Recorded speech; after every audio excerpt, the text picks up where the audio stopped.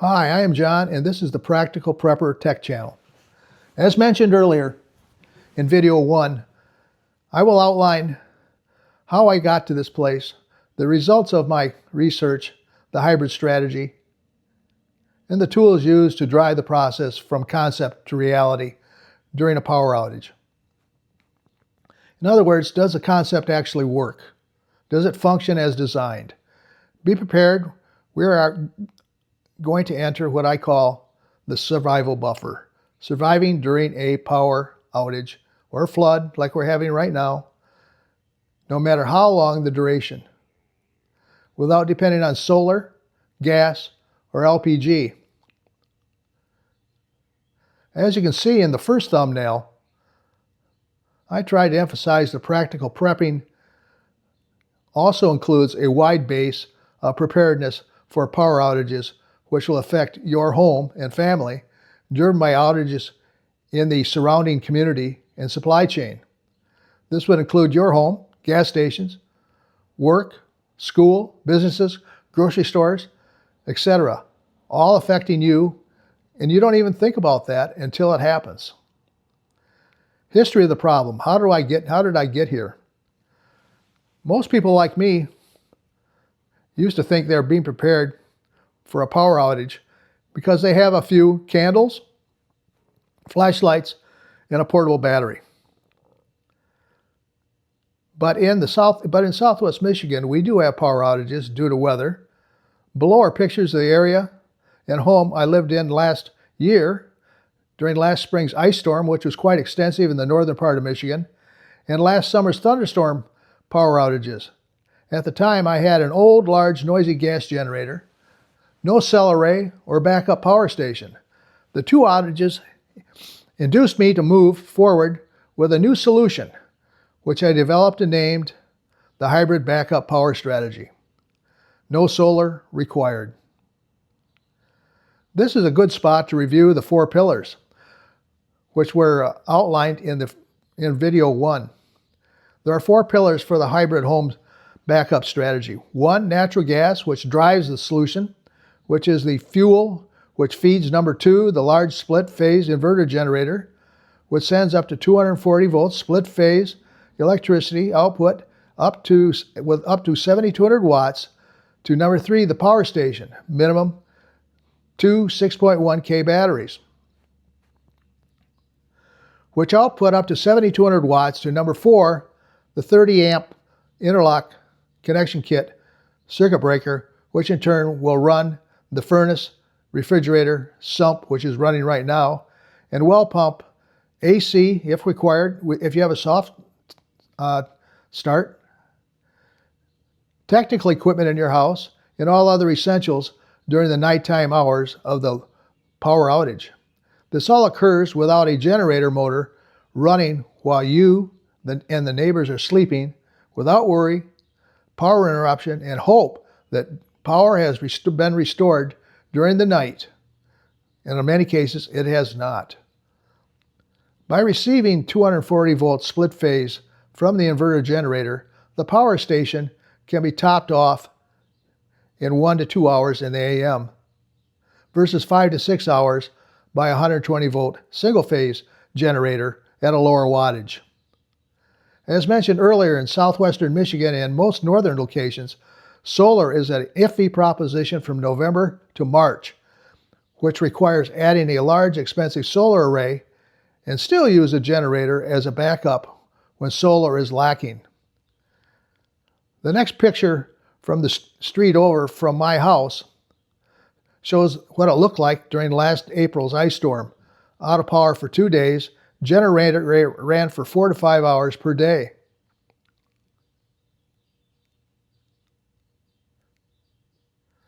And also there's a picture of my family home from last June's thunderstorm. After we lost power, electricity did not return for 8 hours. Generator ran for 3 to 4 hours, kept sump pump battery charged and the furnace running, freezer, refrigerator, and all other essentials.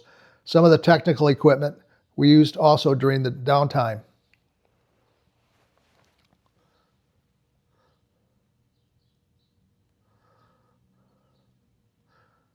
Then I also added a picture of my family home from last June's thunderstorm after I started the gas generator and connected to the 30 amp interlock kit, and we got lights restored and, as I mentioned, some of the essentials. The solution, which helped me get to where I am today. So after much thought and research, by watching hundreds of hours of YouTube videos on this subject, I decided to develop my own personal strategy, the hybrid home backup process strategy, which does not depend on solar input. To support the concept for this strategy, I did an extensive historical analysis to emphasize the problem with using solar for battery backup charging in Southwest Michigan. The analysis drives into the root cause with relying on solar power for a backup battery strategy in Southwest Michigan between November 1 and March 31. During this time frame, Southwest Michigan is one of the cloudiest regions in the U.S. due to lake effect cloud cover from Lake Michigan. On average, you can expect about 40 to 45 days of productive solar charging across that 151-day window. If you are curious as to the results of the solar analysis for Southwest Michigan during the winter months, you can retrieve the information from a link in my description. As previously mentioned, the strategy is driven by 4 pillars of logic using natural gas versus solar. And natural gas was chosen as the fuel of choice because it is piped directly to my house. It is not compromised during power outages, and I do not have to hope a local gas station is open for pumping gas. To support this logic, I purchased a used tri-fuel 240 volt split phase inverter generator, which is right now it's out being fixed. And I use a temporary, a 5,000 watt single phase replacement, which generates an output of approximately 1,800 watts at 80% load using natural gas. And it has an all-important THD of less than 5%.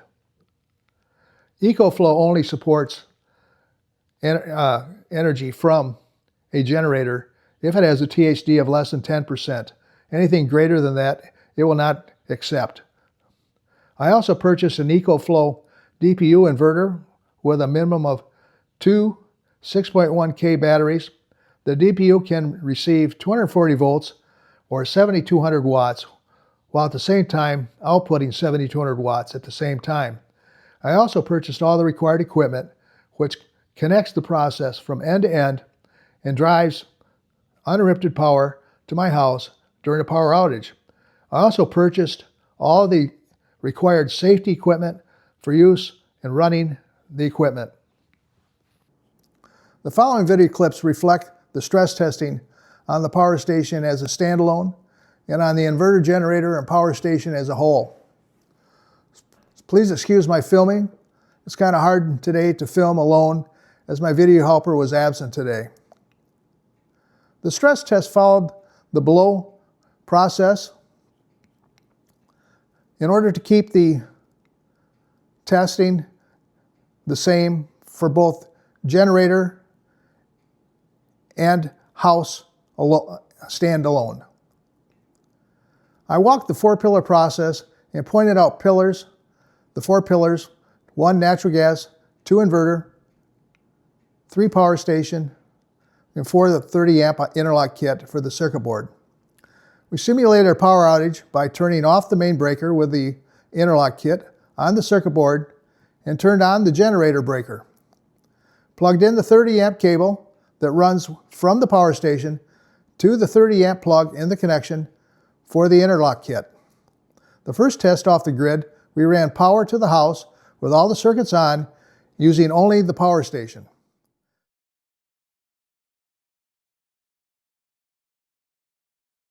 Which is connected to pillar number 4.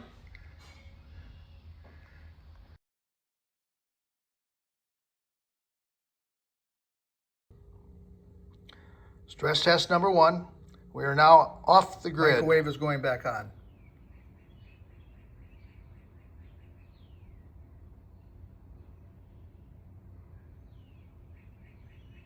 Next will be air conditioning, dryer, washer, and microwave.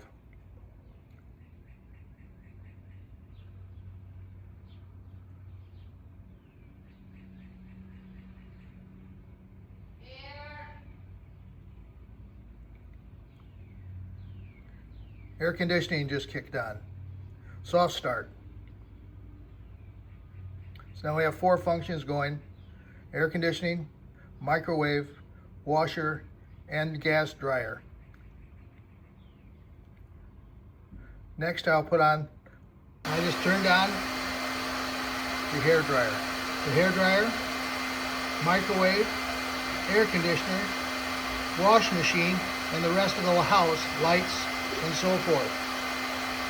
About 3,500 watts.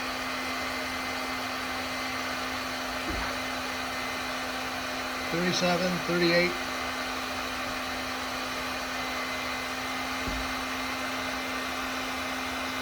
Hair dryer is now on with microwave, washer, dryer, and air conditioner.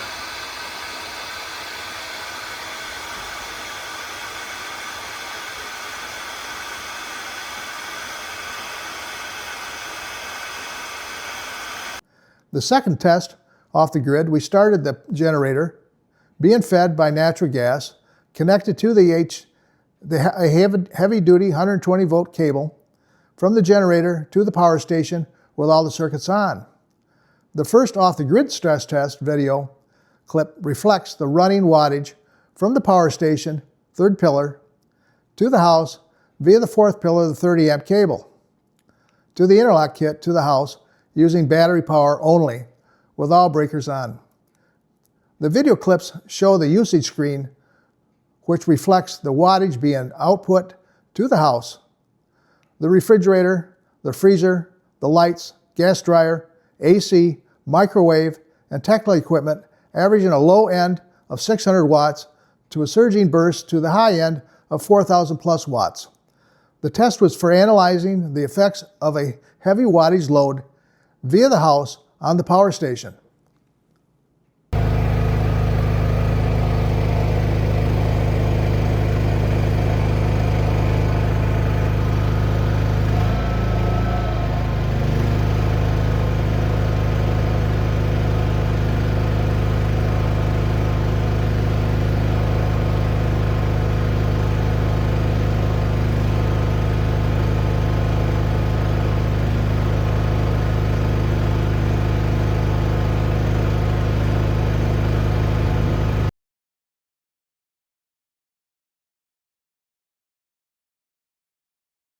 Air conditioning microwave is then engaged. So now we have gas running at 1,800 watts. Microwave. Next, the air conditioner will be put on. It's still putting in 1,800 watts from the generator.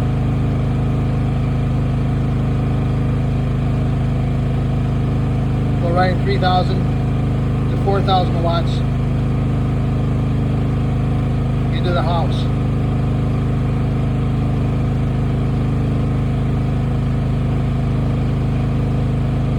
I have just engaged the hair dryer, 1,500 watts, to the air conditioner, microwave, and gas dryer.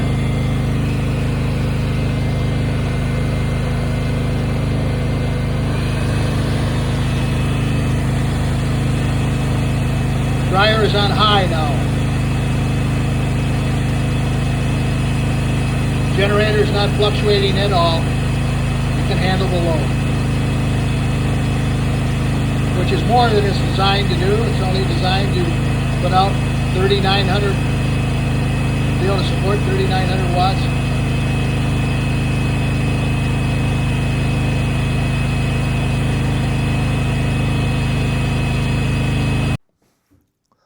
I have been asked many times, why am I using natural gas in my process?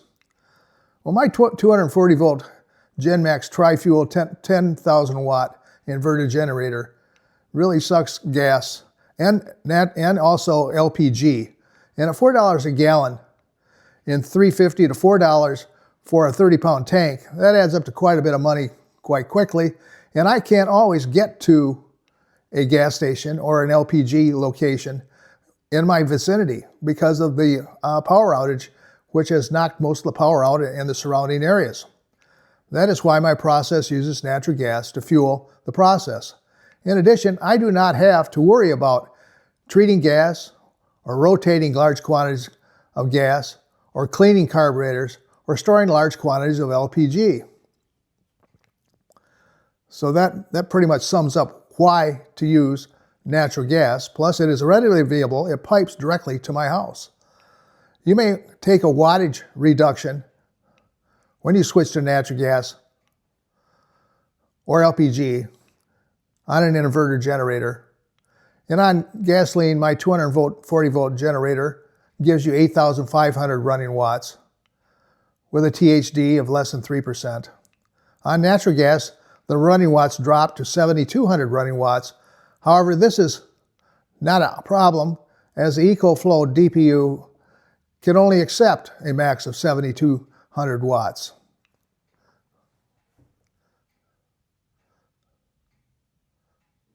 Also, as a side note, you will note that my Predator 5000 used for the initial testing today is a single-phase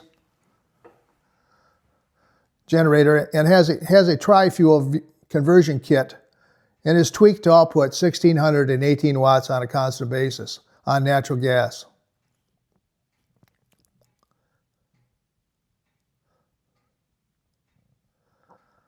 I chose a 30 amp interlock kit over a traditional transfer switch because I have more flexibility with the transfer switch and I'm not locked into 6 to 10 circuits with a transfer kit.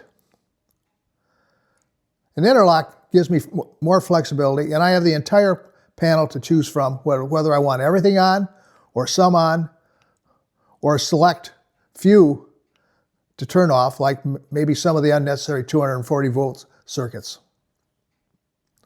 It runs safely, and I don't have to worry about workers trying to fix the grid and knocking them off the telephone poles. If you're interested in how almost any non-inverter generator or inverter generator can be converted to tri-fuel, please drop me a note in my email. It is a rather easy thing to do, and conversion kits are readily available and easy to install. In the next video, we are going to talk about how to be safe when running and analyzing your project and the technical tools I use for this project. We're also going to take a stab at analyzing AI-driven weather and infrastructure monitoring to take a stab at prediction for local grid failures, whether they be by the local power provider during a storm or during their maintenance, which we just had the other day, before they happen, so you are well aware of what could happen and you are ready for it. I'm also going to review how to use AI to enable quicker analyzation and predictions. For example, I wanted to get automated storm alerts for my area 5 to 7 days in advance during the summer and during the winter when a storm tornado reached a certain level of either a watch or a warning status. AI provides the alerts and sends them to my email box. Very helpful for preparing in advance of an incident. I can warn my children, I can warn my neighbors, and then we're all ready for the eventual happenings. And if nothing happens, that's great because we were prepared. Lastly, there is a storm watch setting on the EcoFlow DPU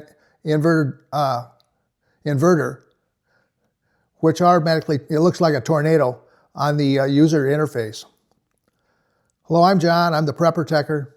Stay safe, Stay powered, and I'll see you on the next video. Thank you.